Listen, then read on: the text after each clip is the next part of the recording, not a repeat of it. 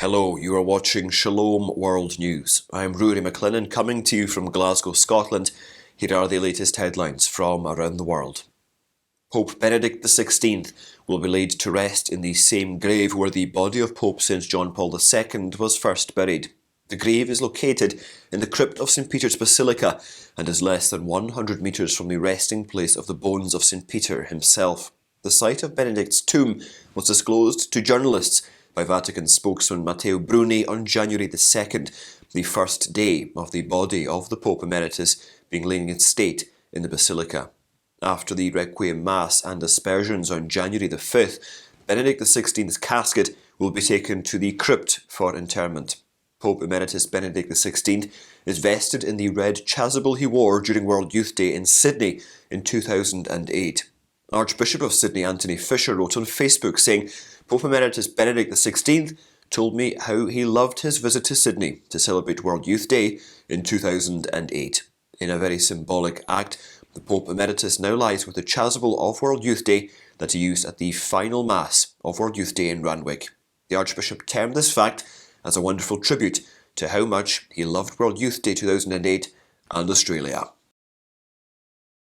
The World Council of Churches Interim General Secretary, Reverend Ioan Sauca, sent his deepest sympathies on Pope Emeritus Benedict's passing on behalf of all the churches that make up the organisation, while stressing his enormous commitment to ecumenical discourse. Annette Korschus, the president of the Council of the Evangelical Church of Germany, highlighted the Pope Emeritus' theological acumen, as well as his contribution to ecumenical dialogue. Benedict XVI's commitment to Christian unity also has been highlighted by the ecumenical patriarch of Constantinople, Bartholomew I, who expressed respect, love, and gratitude for the late Pope. Other church leaders also shared their condolences upon Pope Emeritus Benedict's death. Among them was Pope Tawadros II, the head of the Orthodox Coptic Church in Egypt, who said Benedict spent his life in the service of the Roman Catholic Church. Romanian Orthodox Patriarch Daniel described Benedict as a venerable and well-known contemporary personality. All churches and places of worship in the Archdiocese of Beijing were reopened on January the 1st, following yet another period of closure related to pandemic containment measures. Each of the 6 masses held in the St. Saviour Cathedral was attended by 300 people, during which prayers were said for Pope Benedict's soul. With an emphasis on the apostolic concern with which Pope Benedict XVI supported and promoted the course of the Catholic Church in China, Catholic websites disseminated news from Rome about his burial and the tributes offered by the people to his mortal remains. Pope Emeritus Benedict is credited with resuming talks with the Chinese leadership, with Benedict XVI's 2000 letter to the Church in China being recognised as a Magna Carta, directing the course of the Church in China. A report has revealed that at least 157 children were killed by the Myanmar military in the repression of protests and in operations last year. The report, prepared by activists from the Assistance Association for Political Prisoners, also states that the total number of child victims since the general's return to power has risen to 267. In the latest round of violence, at least 1 civilian was killed and 5 more were hurt when troops shelled St. Michael's Catholic Church in San Heka village in the Hepakant township. An artillery round struck the village and another one landed in the church complex, leading to the death of a 52-year-old man and the injuring of 2 children. Cardinal Charles Bo of Yangon has called for peace in Myanmar as millions remain displaced and starving in inhumane conditions after being displaced because of the conflict. In his New Year message, Cardinal Bo said, "Peace is possible. Peace is the only way. Let a new Myanmar of hope rise in 2023. The civil war in Syria claimed the lives of at least 3,825 people in 2022. That is according to the UK-based Syrian Observatory for Human Rights. Among the victims are 1,627 civilians, including 321 children. Over 200 deaths, around half of them minors, are linked to anti-personnel mines in the subsoil or unexploded remnants of war abandoned on the ground.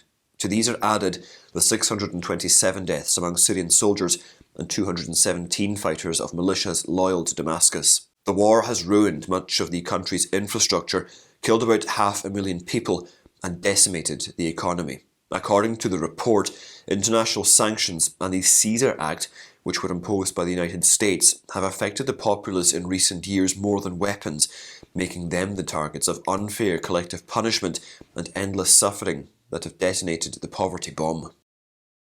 Colombia's security forces and the country's largest illegal armed groups will uphold a temporary ceasefire to facilitate negotiations. That is according to President Gustavo Petro. In an announcement, Mr. Petro said that his government had agreed to a bilateral ceasefire with guerrilla group ELN, paramilitary organisation AGC, dissident organisations of the now defunct guerrilla group FARC, and Caribbean organised crime group Los Pachenca. The 6-month ceasefire's main objective is to suspend offensive actions and to avoid armed incidents between the public forces and the aforementioned illegal organisations. To achieve its goal of building the world's most extensive covert network supporting persecuted Christians, Open Doors USA has changed its name to Global Christian Relief. The change of name was announced on January the 1st on Twitter.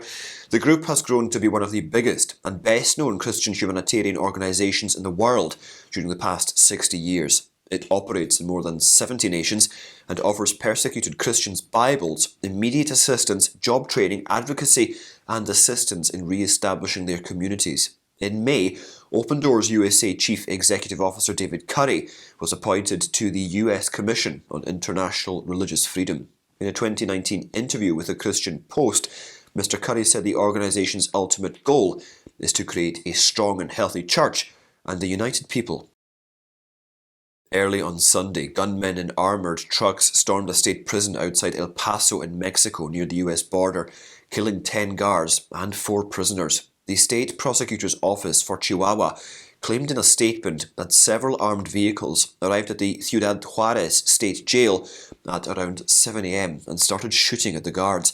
Amid the chaos, an additional 13 people were wounded and at least 24 inmates escaped. Mexican soldiers and state police regained control of the prison later on Sunday. The state prosecutor's office said its personnel were investigating the attack. After severe flooding in the Philippines, Visayas and Mindanao regions resulted in more than 50 deaths and the displacement of around 50,000 people, the Catholic Church's social assistance organisation has made an appeal for contributions. Caritas Philippines appealed to Catholics and the corporate sector to help flood victims in the province of Misamis Oriental, where hundreds of elderly and young children had to be evacuated owing to excessive rain from December the 25th to December the 31st. According to the National Disaster Service, as of January the 1st, 51 people died as a result of landslides and flash floods brought on by rainfall on Christmas Day in the southern Philippines, and 36 more were still missing. In a video greeting marking the start of the new year, Cardinal Malcolm Ranjit of Colombo in Sri Lanka has urged the Christian community to work together to create a new Sri Lanka. He expressed his discontent that though the nation has been independent for 75 years, Sri Lankans are now considered slaves of the globe. The Cardinal warned that if things stay as they are, Sri Lanka's economy could suffer. He said we should prevent the destruction of the nation by adopting an intellectual and just mentality. The Cardinal continued that reckless choices and intransigent attitudes have led to Sri Lanka being seen as one of the poorest nations in the Asian region. Though with many facing seemingly hopeless circumstances due to difficult economic conditions, Cardinal Ranjit prayed that 2023 should be a year in which to love Sri Lanka. And those are your latest headlines. Do join us again tomorrow for more. And do remember, you can always visit swnews.org for more updates. Shalom.